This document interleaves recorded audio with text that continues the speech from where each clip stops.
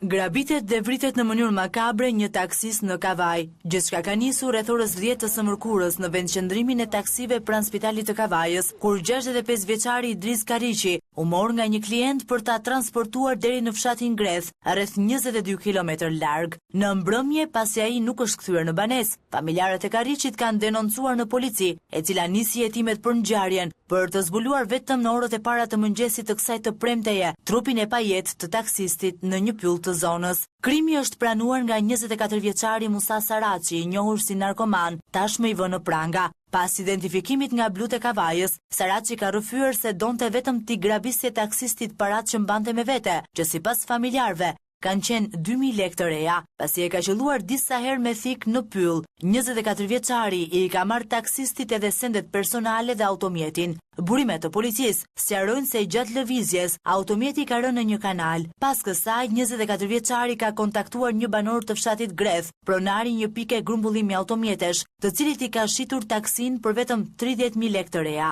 Dëshmia e këtij të fundit ka ndihmuar policinë të identifikonte autorin e krimit. Automjeti është kapur nga kamerat e sigurisë, teksa linte spitalin e Kavajës, ku duket se autori i krimit qëndronte në vendin e parë të pasagjerit. Kolegë të 65 vjeçarit Kariqi dhe dëshmitar të tjerë rrëfyen herën e fundit që pan viktimën. Vjen një djalë edhe e merr si taksi deri në Greth, e ngjon biles ky djalë e ngjon që do ta çonte në Greth. Vjen policia ndarkën shtëpi me që punoj këtu.